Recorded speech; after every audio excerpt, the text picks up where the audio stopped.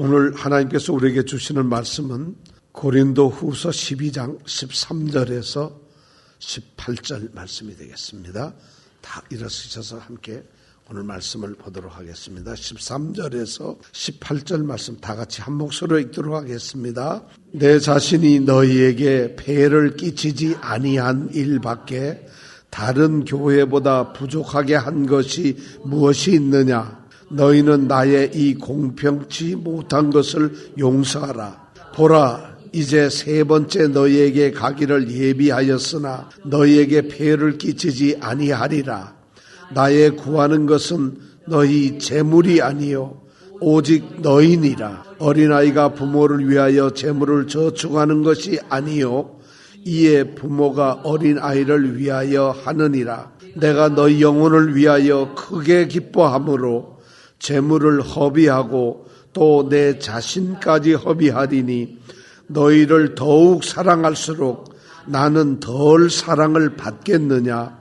하여간 어떤 이의 말이 내가 너희에게 짐을 지우지는 아니하였을지라도 공교한 자가 되어 괴계로 너희를 취하였다 하니 내가 너희에게 보낸 자 중에 누구로 너희의 일을 취하더냐. 내가 디도를 권하고 함께 한 형제를 보내었으니 디도가 너희의 일을 취하더냐. 우리가 동일한 성령으로 행하지 아니하더냐. 동일한 보조로 하지 아니하더냐. 아멘. 오늘 주일이 무슨 주일인지 아세요? 오늘? 지난 주일은 뭐였죠? 지난주 추수감사절. 그럼 오늘은 추수감사절 다음 주일 맞습니까? 지난주가 추수감사절이면 오늘은 추수감사절 다음 주일. 그럼 그 다음 주는 추수감사절 다음 주일. 이렇게 하면 얼마나 좋겠어요. 근데 추수감사주일이 지난 그 다음 주서부터 네 주일을 지나면은 뭐가 되냐면 성탄절이 돼요. 그래서 그 네 주일을 우리 교회 절기에서는 강림절이라고 합니다. 뭐라고요? 강림절. 강이란 말은 무슨 말하면 내려온다는 말이에요. 내려온다는 거예요. 림은 뭘까요? 림. 임하신다는 말이에요. 내려오셔서 임하신다. 바로 성탄절을 기념하는 거예요. 예수님께서 하늘의 보좌를 버리시고 이 땅에 오셨잖아요. 그래서 그 오신 것을 우리는 지금 성탄이란 말로 표현하지만은 실제로 성경적으로 얘기하면 강림하신 거예요. 내려오셔서 우리에게 임하신 것이죠. 자, 그러면 오늘서부터 무슨 주일이라고요? 강림절. 강림절이라 그러는데 어떤 사람은 강림이라 그러지 않고 대강절이라고 그래요. 대강절은 뭐예요? 강은 강인데 대가 있어요. 대라는 말은 바란다는 뜻이죠. 기다린다, 바란다. 기대한다 할 때 대거든요. 그러니까 바라는 거예요. 예수님의 내려오심을 기다리는 대강절. 또는 어떤 사람들은 강을 쓰지 않고 림을 써가지고 대림절. 예수님의 임하심을 기다리는 절기. 이렇게 표현을 하고 있어요. 자, 우리가 대강절이든 대림절이든 이 주일은 뭐냐면 예수님께서 우리에게 내려 임하심을 기대하고 바라며 그것을 온전히 우리가 기다리고 있는 그러한 기간이라는 것이에요. 자, 그렇다면 예수님은 성탄절에 이미 오셨잖아요. 오셨는데 예수님께서 이 땅에 오시기 전이라면은 하나님의 아들이 이 땅에 오시는 걸 기다려야 되지만 예수님이 이미 이 땅에 오셨잖아요. 성탄절로.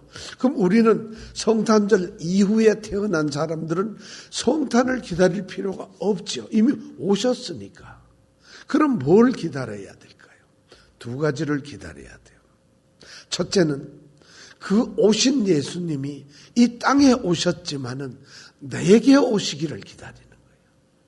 주님께서 내게 강림하시기를, 내게 임하시기를 내가 기대하는 거예요. 자, 그럼 성도들은 뭐예요? 이미 주님이 오셨지, 그죠? 여러분들에게 주님 오셨습니까? 집사님, 예수님 오셨어요? 그렇죠. 예수님은 내게 왔잖아요. 내가 그리스도와 함께 십자가에 못 박았나니 그런즉 이제는 내가 사는 것이 아니요 오직 내 안에 그리스도께서 사신 것이라. 그러니까 우리 성도들은 이미 예수님이 이 땅에 오셨던 성육신 하셨던 그 예수님을 우리가 우리의 주님으로 맞이했기 때문에 우리는 예수님이 있어요. 그러나 혹시라도 그 예수님이 조금 멀리 가 계시거나 떠나 있거나 깜빡 외면을 했거나 그 예수님에 대해서 내 관심이 끊어졌거나 아니면 그 예수님을 내가 혹시라도 홀대하고 문 밖에다 세워놓고 받아들이지 않거나 이럴 때 우리 이 대강절에서 대림절에서는 그 예수님을 내게로 영접하고 받아들이는 이 4주간 동안에 그런 교회의 절기라는 것이에요.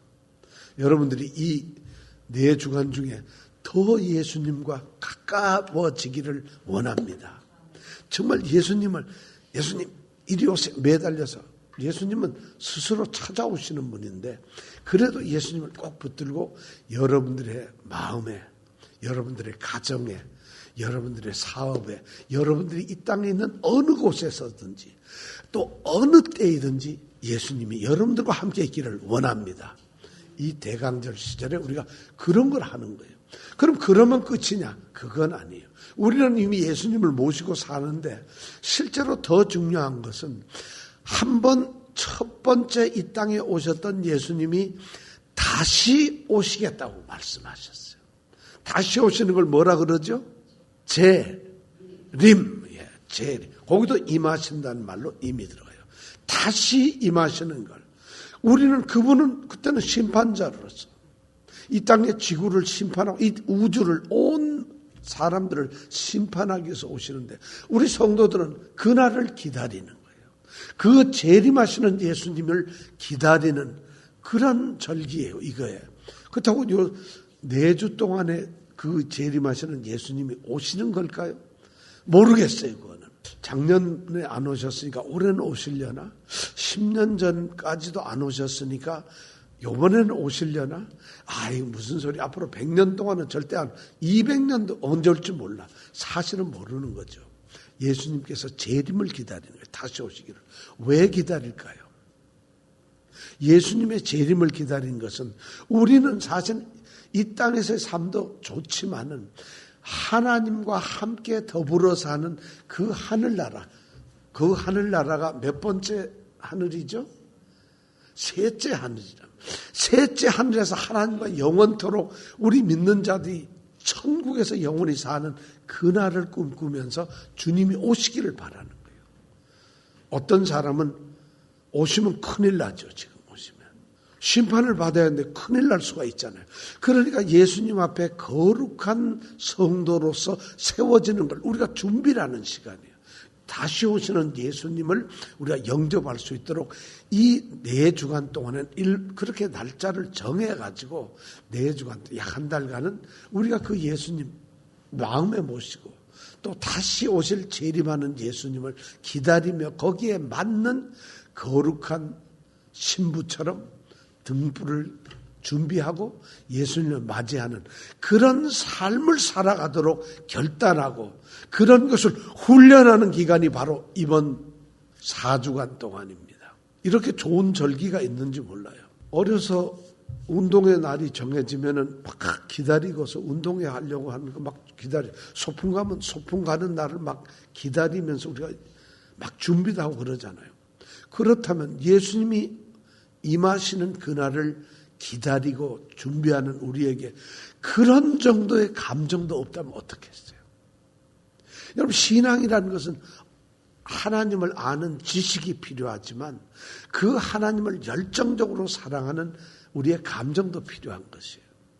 그런데 우리가 대림절, 이 대강절을 맞이해서 주님의 오심과 주님이 내게 오시는 그것을 기다리는 뭔가 간절하고 그리고 기뻐하고 뭔가 사모하며 뭔가 기다리는 그런 마음을 우리가 갖는 것이 중요해요.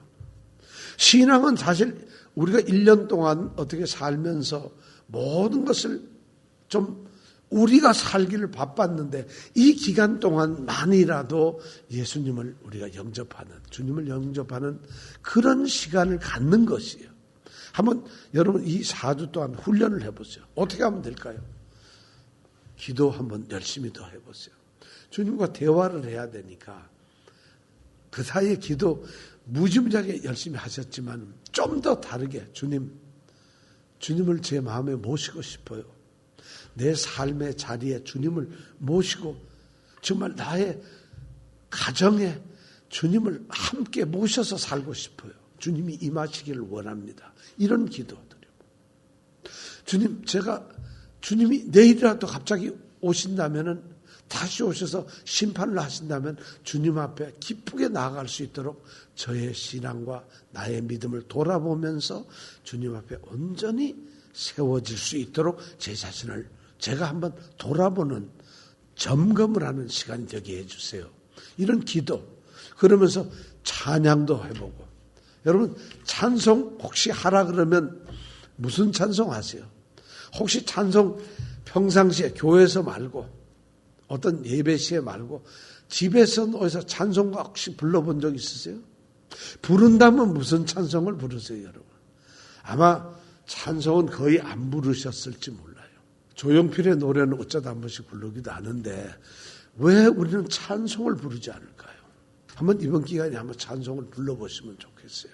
우리 교회는 제가 좀 약간 고집스러운 게 있는데 찬송을 거의 저는 막 여러분 다양하게 막 이것저것 부르는 그런 걸 저는 원치 않았어요. 왜냐하면은 사실 우리가 예배드리고 믿음 삶을 살고 믿음의 삶을 살기 위해서 필요한 찬송들이 뭐 수천 수만 가지가 아니라 사실 어느 정도만 있으면 돼요. 그 이상은 사실 찬송이 없어도 되거든요. 그런데 뭐 찬송가를 지으신 분들이 자꾸 감동돼서 짓고 짓다 하다 보니까 요새는 이 CCM이나 이거 하면 수만 가지가 너무 많아요. 좋은 찬송들이 많죠.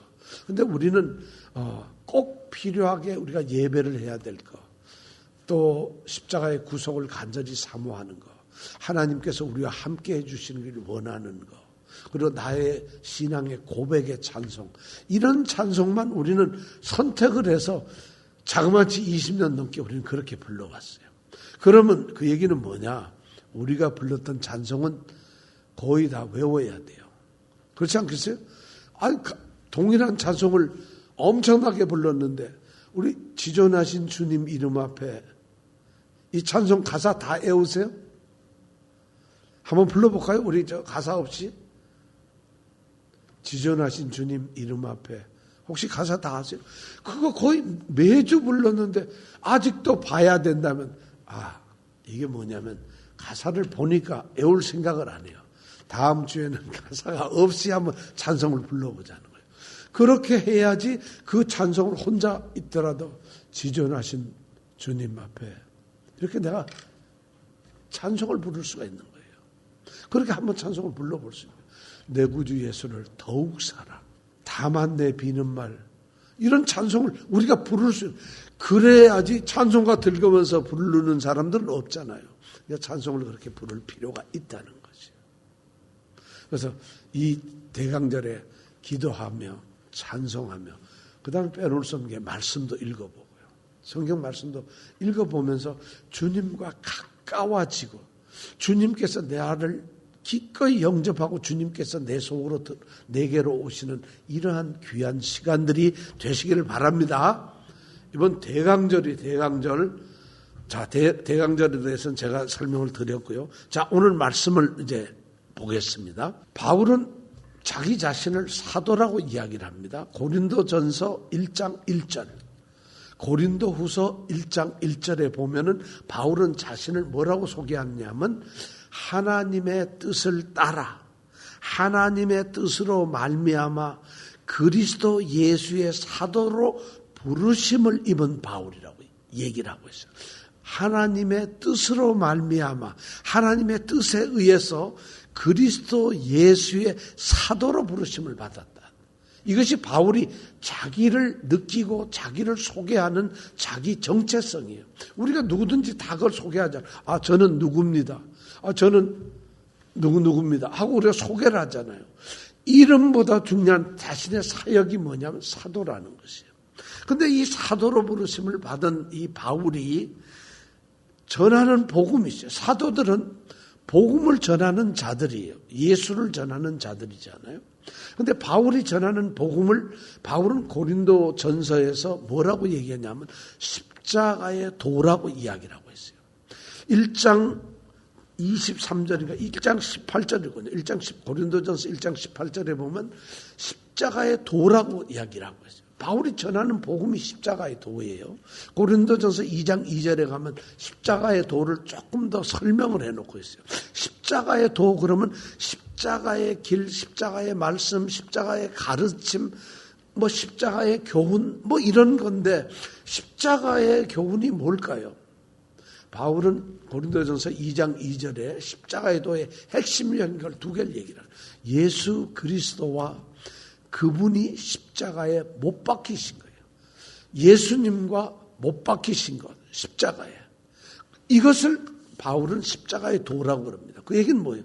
예수님이 하나님의 아들로서 구원자로 오셨는데 그분이 우리를 구원하시기 위해서 죄가 없으신 분이 십자가에서 우리 죄를 위하여 달려 돌아가셨다.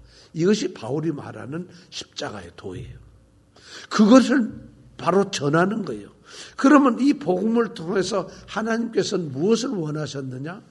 역시 고린도전서 1장 21절에 보면 이 복음을 전하는 이 전도에 미련한 것으로 하나님께서는 뭐를 기뻐하셨느냐 하면 믿는 자들을 구원하시는 걸 기뻐하셨어요.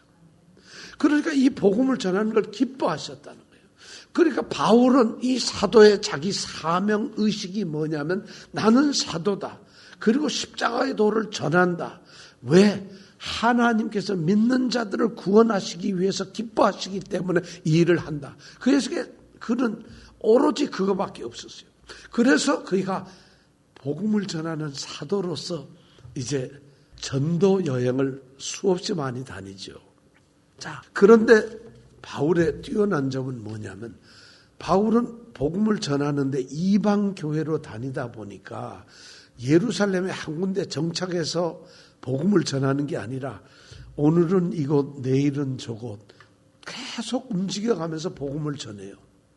그러니까 바울이 전한 그 지역을 보면 지도로 보면 소아시아 지금 터키 지방 전역을 복음을 전했고 그 다음에 마케도니아라고 하는 지역 그 다음에 우리가 잘 아는 이 고린도 지역 그 다음에 로마 이탈리아 지역 바울이 복음을 전한 지역 지금 성경에는 명확하게 안 나오지만 저 스페인 서바나까지 복음을 전한 것으로 우리가 알고 있어요.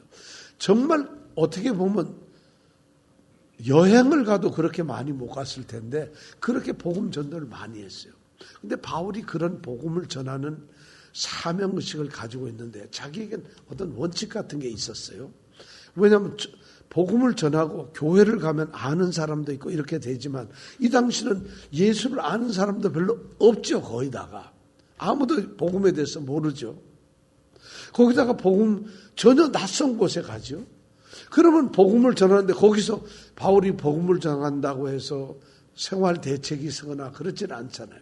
그래서 바울은 어떻게 보면 가는 곳에 스스로 일을 했어요. 무슨 일을 했느냐? 바울의 직업이 뭐였죠? 텐트를 만드는 거예요. 장막을 그 옛날 사람들이 장막을 살고 이런 사람들이 많았는가 봐요. 그래서 장막을 짓는 그런 일을 했어요. 그래서 먹고 살면서 그가 복음을 전했다는 거죠. 정말 대단한 그런 복음 사역자였죠. 그런데 바로 어떤 곳에서는 교회가 세워지고 나니까 거기에서 도움을 받을 수도 있었는데 어떤 곳에서는 그러지 못하니까 본인이 일을 합니다. 그래서 바울의 본래의 마음의 정신은 값없이 받은 이 복음을 값없이 전해야 된다는 생각을 가지고서 그는 정말 철저하게 값없이 헌신하는 그런 복음 사역자였어요. 그런데 이게 바로 고린도 교회의 문제가 된 거예요. 고린도 교회에서 이게 문제가 됐어요. 고린도 교회는요, 거짓 사도들이 들어와서 바울을 헐뜯기 시작합니다. 그들이 헐뜯었던 첫 번째 뭐냐면 저 사람은 예루살렘 출신이 아니고 어디 저기 이방 출신인데 유대인이 맞는지 모르겠어. 이런 게 있었고요. 또 하나는 유대인이 아닌 사람이 어떻게 예수님을 전할 수 있을까? 그리고 두 번째는 또 어떤 생각을 했는가 하면 저 사람은 예수님의 12 제자 중에 한 사람도 아니고 또 그들이 12 제자 중에서 추천을 받고서 이런 사역을 하는 사람도 아니다. 그래서 저 사람은 정말 어디서 다니다가 온 사람인지 모르겠다는 이런 비난도 받았어요. 또 그리고 어떤 비난을 받았냐면 저 사람은 복음을 전하는데 우리가 유대인들이 그 당시 가지고 있었던 유대교적인 구약적인 이런 복음을 유대인의 율법을 전하는 것이 아니라 예수 그리스도의 복음을 전하다 보니까 자신들과 다른 복음을 전하는 것이. 그런데 그 복음을 전하는 바울을 이렇게 보면은 말도 잘 못하죠. 이 언변이 좀 뛰어나지 못해요. 거기다가 이 하나님의 복음을 전하면 영적인 어떤 소위 카리스마가 능력이 있어야 되는데 영적인 능력이 별로 없어요. 경험도 없고 이런 것을 지적을 하고 있었다는 것이에요. 그런데 지금까지 우리가 성경 말씀을 쭉 보면 그런 것에 대해서 바울이 일일이 그들에게 대답을 하면서 해명을 하고 그들에게 나는 이런 존재라는 것을 이때가 얘기했어요. 그런데 오늘 읽은 이 말씀은 그런 것이 아니라 거기에 더 나아가서 이제 돈과 관련되는 문제를 바울에게 제시를 합니다. 바울이 고린도 교회에 와서 복음을 전했는데 고린도 교회의 지원을 받지 않았다는 것이에요. 고린도 교회에서 돈을 안 받았다는 것이에요. 여러분 이게 왜 문제가 되겠어요? 무슨 문제가? 고린도 교회에 와서 저 사람 돈만 밝혀. 고린도 교회 와서 돈만 받아갔어. 이렇게 해야 문제가 되는 거잖아요. 근데 복음을 전했는데 고린도 교회에서 하나도 돈을 받은 것이 없어. 그리고 자기가 일을 해서 복음을 전했는데 그런데 그게 거짓 사도들과 고린도 교회 성도들의 마음을 긁었다는 거예요. 거기에 상처를 받고 그게 모함의 꼬투리가 되었다는 것이에요. 왜 그랬을까요? 우선 이렇게 보세요. 바울은 첫 번째 그들이 주장하는 건 바울은 사도로서 품위가 없어요. 이 세상에 우리가 탁탁 주면 될 텐데 그걸 받지 않고 오죽하면 자기가 나가서 손으로 일을 해가지고 장막을 지어서 먹고 살아요. 그 당시에 헬라 시대에는 손으로 이렇게 일을 해서 이런 손 노동을 하는 이런 사람을 육체 노동을 하는 사람을 굉장히 천하게 생각을 했거든요. 하나님의 복음을 전하는 사도라면 그런 천한 일을 해서는 안 되는 거죠. 교회의 지원을 받아야 되는 거죠. 그러니까 품격이 떨어진다. 품위가 없다. 그 다음에 자격도 없고 그가 전하는 복음의 메시지도 형편없다는 거예요. 거짓 사도들은 그렇게 얘기합니다. 만약에 그 사람이 진짜 훌륭한 자격 있는 사도였다면 왜 지원금을 안 받았겠느냐. 그가 전하는 복음이 정말 능력 있고 귀중하고 정말 훌륭한 만약 복음이었다면 그 사람이 왜 대우를 안 받았느냐. 자기가 뭔가 자격이 안 되고 전하는 복음도 신통치 않고 그러니까 대우를 못 받은 거다. 피한 거다. 그 당시에 유명한 사람들은 요새도 마찬가지지만 아마 많은 돈을 받았던 것 같아요. 그러니까 바울이 돈을 안 받은 것을 그런 식으로 비난을 하는 거예요. 그러니까 바울로서는 얼마나 어처구니 없어요. 더 웃기는 것은 고린도 교회 성도들이 또 이런 생각을 하는 거예요. 우리 교회를 무시한다. 우리 교회의 이미지를 완전히 깨뜨려 버렸다.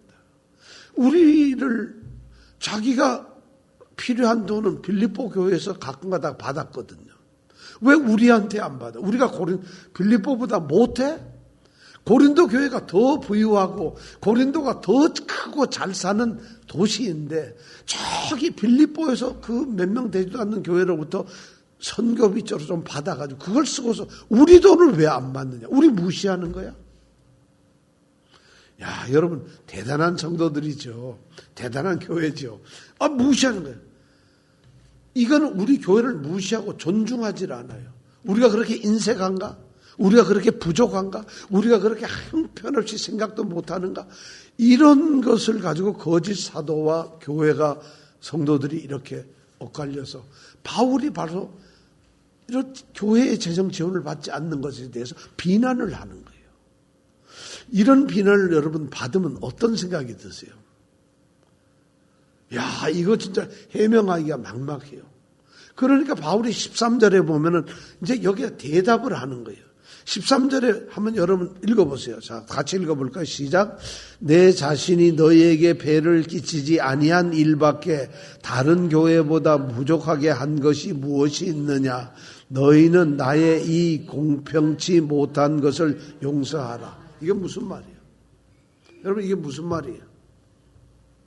이건 이게 내가 너희 교회로부터, 고린도 교회로부터 지원을 받지 않고 이렇게 딴 데서 받아서 너희들한테 하나도 안 받은 게 이게 공평치 못했다는. 딴 데서는 받고 너희한테는 안 받아서 이게 공평하지 못했다. 내가 너희들한테 폐를 차라리 끼쳤어야 되는데 폐를 안 끼침으로 말미암아 너희들을 차별 대우를 했다는 거예요. 억지로 바울이 지금 뭔가 아주 시니컬하게 지금 그런 얘기를 하는 거예요. 아주 냉소적으로. 그래, 미안하다, 미안해. 내가 너희들한테 하나도 안 받아가지고 다른 사람들한테 좀 차별을 두고 하나도 너희들에게 받질 않아서 너희를 무시한 것 같구나. 미안하다. 이 말이에요. 그럼 나를 공평하지 않아, 공평하게 여기도 받고 다 받아야 되는데 너희들에게만 안 받은 거, 이게 정말 미안하다. 바울이 역설적으로 그런 얘기를 하고 있어요. 참 어이가 없죠. 그러면서 14절에 바울은 이제 얘기를 합니다. 계속.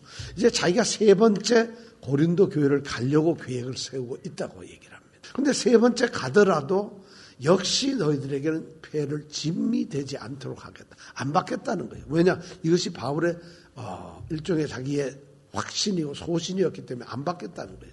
복음의 자유를 누리겠다는 것이죠. 바울은 이번에 세 번째 방문을 한대요. 바울은 이미 두 번을 방문했어요. 첫 번째 방문은 뭐였을까요? 복음을 전하기 위해서 첫 번째 방문을 했죠. 그래서 고린도 교회도 세워지고 복음을 했는데 두 번째 방문은 뭐였을까요? 우리가 전에 배웠는데 두 번째 방문은 아주 괴롭고 고통스러웠던 방문이었어요. 고린도 교회가 문제가 많아요. 정말 신앙적으로 문제가 많고 도덕적으로도 문제가 많았어요. 이런 거죠.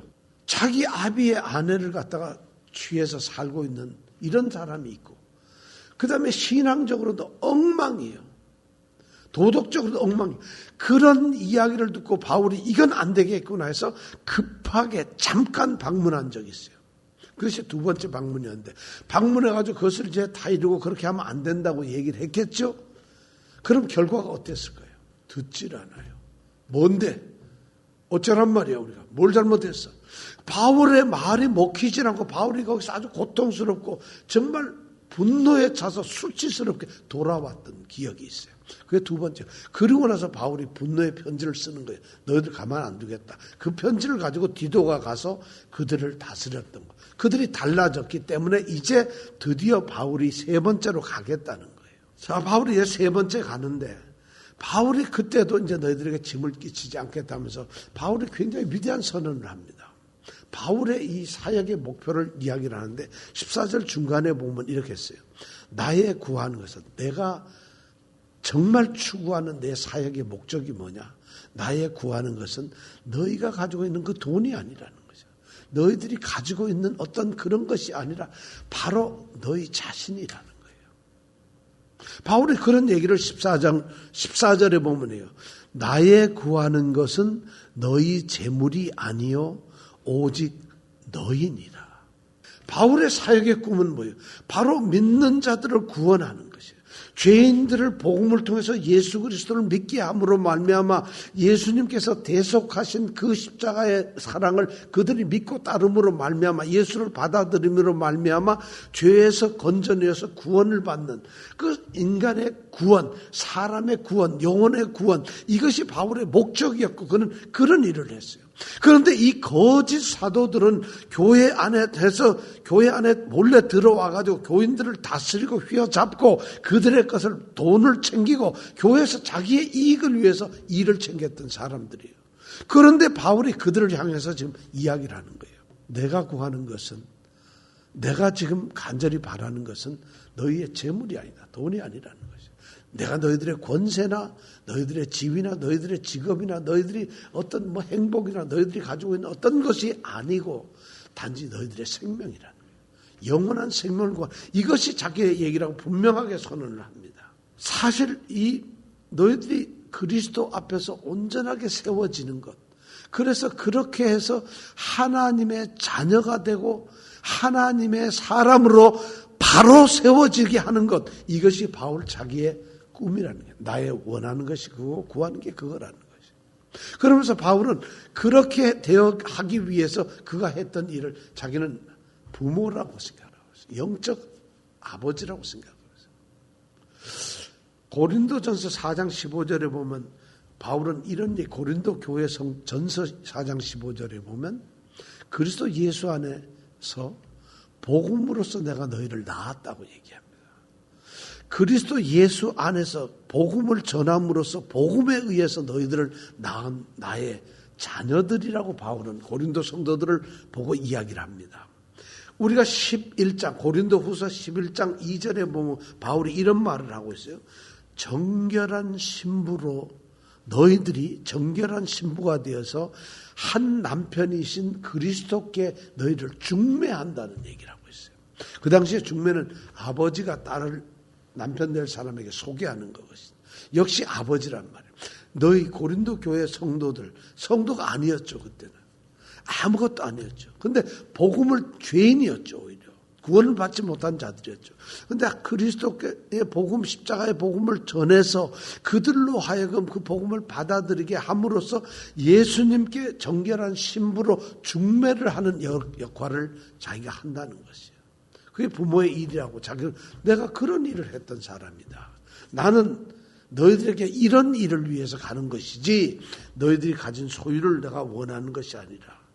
자, 그렇게 얘기하면서 15절에 가면 뭐라고 얘기하냐면 내가 너희 영혼을 위하여 크게 기뻐함으로 재물을 허비하고 또 내 자신까지 허비하겠다. 여기서 허비하다는 말은 막 쓴다는 게 아니라 몽땅 다 아주 완전히 싹 써버리겠다는 이런 뜻이에요. 바울이 뭐예요? 내가 너희 영혼들을 위해서, 너희 고린도 교회 지금 이 편지를 받고 있는 고린도 교회 성도들 한 사람 한 사람 그들의 영혼을 위해서 내가 가진 재물이며 내 자신을 몽땅 써버리겠다. 이게 몽땅 써버리겠다는 얘기에는 여기 시간도 재물도 정력도 능력도 돈도 모든 걸 하여튼 하나도 남기지 않고 완전 너희들에게 바치겠다. 마치 아버지가 자녀를 사랑하는 것처럼 그는 그렇게 다 쏟아부었겠다는 거예요. 그리고 그렇게 자기는 할 것이라고 너희들에게 지금까지 그렇게 해왔다는 것을 이야기를 하고 있어요. 그런데 내가 무슨 돈을 챙기고 내가 너희들에게 돈을 받는 것이 목적이었다면 거짓 사도처럼 그랬겠지만 그렇지 않다는 것이죠. 그러면서 그가 15절 제일 끝에 보면 이렇게 얘기를 하죠. 너희를 더욱 사랑할수록 나는 덜 사랑을 받겠느냐. 내가 이렇게 죽도록 너희를 사랑하는데 왜 너희는 내게 그런 사랑을 보이지 않느냐는 거죠. 왜 보이지 않느냐. 바울은 지금 아주 굉장히 솔직한 얘기로 그들에게 자신의 이 정말 순수한 복음을 위해서 자신이 바르게 올곧게 가는 이 자신의 입장을 분명히 그는 알아주기를 깨닫기를 그리고 그들이 정말 자기를 사랑한 것처럼 자기를 사랑해 주기를 지금 이야기를 하고 있어요. 여기까지만 됐어도 별 문제가 아닌데 그 다음에 16절부터 18절까지는 또 다른 문제가 생깁니다.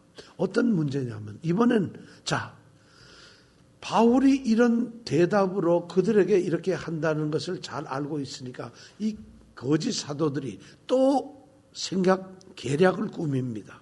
뭐냐면은 바울이 저렇게 우리처럼 돈을 밝히고 돈을 받는 것이 아니라 저렇게 하면은 결국에 진실이 드러날 텐데 그러니까 또 어떤 문제가 생기냐면 어떻게 하든지 바울을 이걸 흔들어야 되고 문제를 만들어야 되잖아요. 그러니까 어떻게 해야 되냐. 이번에는 이런 걸 얘기하는 거예요.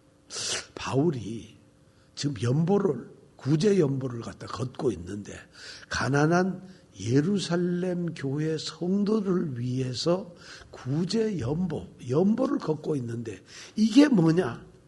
이것이 가만 보니까 좀 납득이 안 된다. 이런 식으로 또 얘기를 꾸밉니다. 그러면서 그들이 뒤에서 뭐라고 얘기를 하냐면 바울이 우리 16절에 보면 이래요. 어떤 이의 말이 이게 바로 거짓 사도들이죠. 내가 너희에게 짐을 지우지는 아니하였을지라 너희 돈을 받지는 않았고 너희들에게 어떤 지원을 받지 아니하였을지라도 공교한 자가 교활한 자가 되어서 사기로 너희를 취하였다. 이러면 다시 이게 뭐냐면 이제는 바울이 더 많은 돈을 왕창 한몫에 챙기려고 돈을 모아서 사기극을 벌이고 있다는 거예요. 그래서 이 예루살렘의 가난한 성도들을 위해 구제 연보를 걷고 있는데 이게 어느 정도 거치면은 그 돈을 뭔데 빼돌리려는 아주 어마어마한 사기 이런 일을 벌이고 있다는 것이에요. 참 우리는 바울을 보면 참 딱합니다. 정말 이럴 때 여러분들 같으면 어떡하겠어요? 이런 누명을 쓰거나 이런 모함이 있다면 어떡하겠어요? 바울은 이런 문제에 대해서 굉장히 철저했던 거 우리가 알고 있어요. 자, 우선 이 예루살렘 교회에 보내는 이 연보를 모금하는 거에 대해서는 바울이 제시한 게 아니에요. 고린도후서 8장 10절에 보면 고린도 교회 성도들이 자발적으로 우리 예루살렘 교회 성도들을 좀 돕자 자신들이 정한 거예요. 그러다 보니까 바울은 그래? 그렇다면 너희가 매일매일 아침에 매주일 아침에 돈을 너희들이 필요한 대로 모아라. 그래가지고 그걸 가만 저축해둬라. 그럼 나중에 내가 갈 때 그걸 걷어가마. 이렇게 얘기를 했어요. 그리고 바울이 지금 어떻게 있어요? 디도나 다른 그 형제들을 보내가지고 이 걷는 일을 시키고 있잖아요. 자기가 돈을 걷질 않아요. 가질 않아요. 더 놀라운 것은 예루살렘으로 가지고 갈 때 자기 혼자 가질 않아요. 자그마한 7, 8명 넘게 쭉 팀이 되어서 그 자금을 가지고 간다는 거예요. 자, 이러니까 자기로서는 그 돈에서 몰래 뺐을 수도 있을 수도 없는 일을 좀 하고 있는데 그런데 이들이 그렇게 누명을 씌운다는 거예요. 바울이 거기에서 단도직입적으로 이야기를 합니다. 17절에 18절에 보면 나오죠. 17절에 이랍니다. 내가 너희에게 보낸 자 중에서 내가 너희들에게 이제 연보를 걷기 위해서 사람을 보냈는데 디도도 보내고 디도와 함께 또 3명, 4명을 보냈잖아요. 우리가 다 배웠는데 그들이 보내가지고 너희들에게 지금 돈을 걷고 있는데 연보를 걷는데 그 중에서 이름을 대봐라. 누가 돈을 갖다 몰래 쓰려고 내 말 듣고 몰래 그걸 사기를 쳐서 돈을 쓰려고 누가 그랬는지 이름 얘기해봐라. 그 사람이 누구냐? 17절의 말이 그거예요. 누가 내가 누구를 시켜서 돈을 챙기려고 했느냐. 그러면서 18절에는 이제 디도를 얘기합니다. 디도가 너희 중에 지금 가 있지 않느냐. 디도가 그런 사람이냐. 디도는 바울의 신임을 받는 훌륭한 제자죠. 바울의. 그런데 놀랍게도 디도는 문제 해결사예요. 고린도 교회가 바울이 가서 그렇게 망신을 당하고 고통스럽게 돌아왔는데 디도가 가서 고린도 교회 성도들을 다 전부 다 변화시켰어요. 그러니까 디도는 이 고린도 교회의 성도들은 디도를 굉장히 좋아했어요. 그러니까 또 신뢰하고 그를 믿었어요. 그러니까 바울이 얘기합니다. 디도가 너희들 돈을 챙겼느냐. 18절은 그거예요. 내가 디도를 맺는데 디도가 너희한테 돈을 챙긴 적이 있느냐? 디도라는 게 누구냐? 나하고 같은 마음을 가지고 같은 길을 가는 나의 동력자라는 거예요. 그럼 디도가 그렇다면 내가 그런 사람인데 내가 그러겠느냐? 디도가 너희들이 믿는 디도가 그렇다면 내가 그 돈을 챙기겠느냐? 지금 바울이 그 얘기를 하고 있다는 것이죠. 이 내용을 이렇게 보면서 참 어려운 일이었어요. 바울이 이 어처구니 없는 이런 비난을 받고 있었다. 우리는 바울 사도 이러면은 이런 큰 교회의 목사님들처럼 환영받고 이렇게 될 것 같았는데 바울의 이 사도 사역의 현장을 보면 이렇게 말도 안 되는 일들이 끊임없이 일어나요.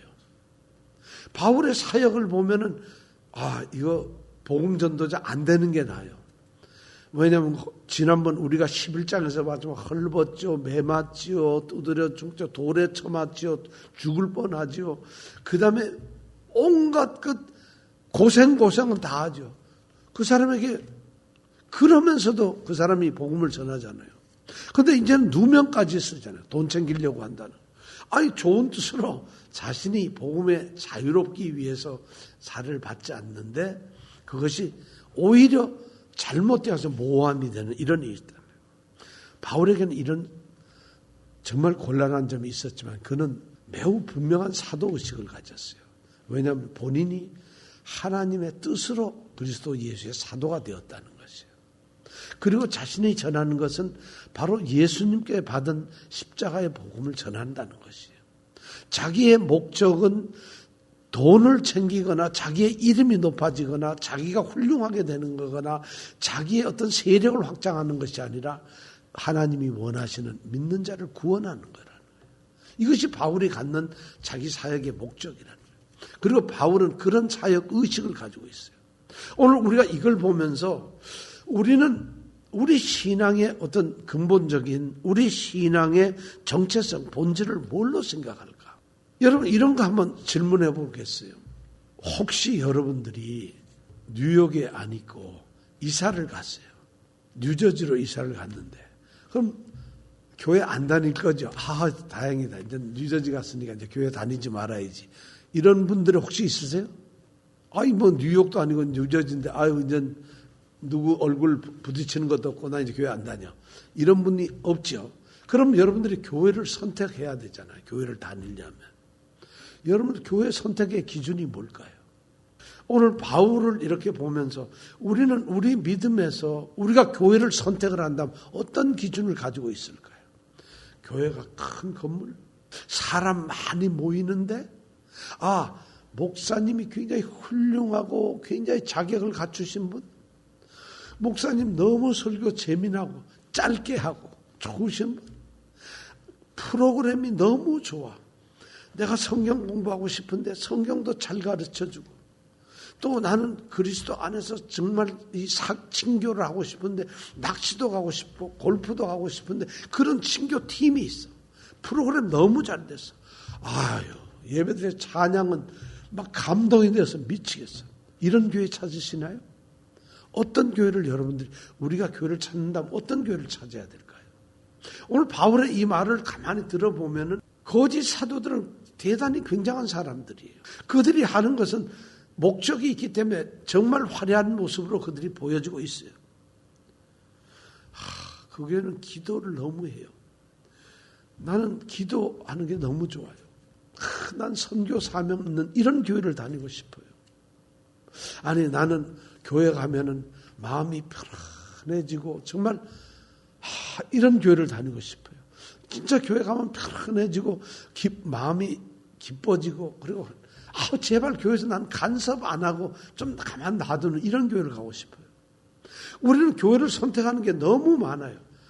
근데 그게 어떤 면에서는 맞을지 몰라도 그건 전부 틀렸다는 거예요. 그렇게 교회가 선택돼 무슨 은혜가 좋아서 찬양을 하니까 막 너무 감동이 되어서 그렇게 교회를 선택하는 것이 아니라는 거예요. 바울이 지금 오늘 얘기하는 것이 가장 중요한 건 뭐냐면 생명이에요. 내가 이미 교회를 간다는 게 뭐예요? 구경하러 가는 거 아니죠. 거기 가서 뭘 하는?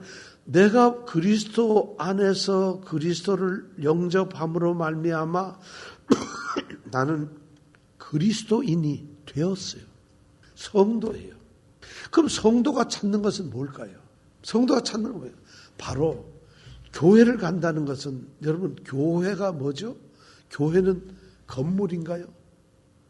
아니죠. 어떤 단체인가요? 아니죠. 교회는 이미 그리스도로 말미암아 부르심을 받은 거룩한 신부가 된 사람들의 믿음 공동체예요. 그것을 우리는 교회라고 그래요. 그럼 믿음 공동체를 선택하는데 건물이 뭐가 필요하겠어요? 믿음 공동체에서 편안하면 그 교회를 다녀야 되는 게 아니라는 거죠. 역시 오늘 바울에게 얘기하는 것은 바로 구원받는 생명이에요. 생명의 역사가 일어나는 교회예요. 바울은 그런 사역의 목적을 분명히 가지고 있다.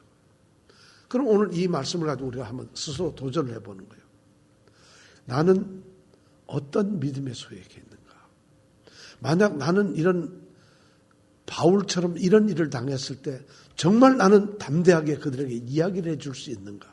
내가 그런 어떤 다른 문제로 만약에 교회 안에서 이런 문제가 생긴다면 나는 얼마나 나를 변명할 수 있을 것인가? 나를 지켜낼 수가 있는가? 그리고 더 중요한 것은 바울이 디도를 신뢰해서 같은 영을 가지고 같은 방향으로 같은 걸음걸이를 한다고 얘기를 하죠. 18절에 우리가 동일한 성령으로 행하지 아니하였느냐, 동일한 보조로 하지 아니하더냐. 이 말처럼 과연 나는 그리스도와 동일한 영으로, 마음으로, 여기서 영은 성령이 아닙니다. 동일한 그런 마음가짐으로, 동일한 방향과 발걸음으로 나는 이 세상을 살아가고 있는다고 예수님께서 나를 그렇게 인정을 해줄까? 우리가 믿음을 점검해 볼 필요가 있어요. 이 대강절에 우리가 한번 생각해 보는 거예요. 이 대강절 동안에 정말 우리에게 기회가 너무너무 많았지만은 한 번도 그 기회에 우리가 붙들려 보지 못했다면 이번이 찬스입니다. 2025년 이 대강절 4주간 동안에 우리 여러분 정말 예수님과 한번 가까이 보지 않겠어요? 가까워지지 않겠어요? 예수님 정말 한번 집안에 우리 예수님을 모셔보지 않겠어요? 내 마음에 예수님 정말 모셔보지 않겠어요? 정말 내가 살아가는 이것이 예수님과 함께하는 것이고 내가 살아가는 것이 예수님과 같은 마음으로 같은 방향을 향해서 예수님의 뜻을 따라 사는 그러한 삶을 한번 이번에 우리가 경험해 보자는 것이 너무 쉬워요. 왜냐하면 주님이 기다리고 계세요. 그거를 여러분 내가 뭘 애쓰는 게 아니라 기다리고 계세요. 여러분 마음을 열어주세요. 그리고 이번 기회에 우리가 정말 이번 시간에 예수님과 동행하는 예수님이 임하시는 그런 귀한 성도들이 되시길 바랍니다. 이번 정말 한번 우리가 해서 한번 하겠습니다. 화이팅! 같이 기도하겠습니다. 주님 대강절에 우리는 같은 성령으로 행하며 같은 보도로 걸어가는 그런 성도라는 것을 주님이 인정해 주시는 그 인정을 받기를 원합니다. 진짜 이 믿음 안에서, 이 어두움 가운데서, 이 혼란한 가운데서 이미 구원받은 우리가 빛의 자녀로 정말 주님과 함께 동행하는 이런 성도의 모습을 이번 기회에 우리가 갖출 수 있도록 우리를 지키시고 인도하여 주옵소서. 예수님 이름으로 기도드립니다. 아멘.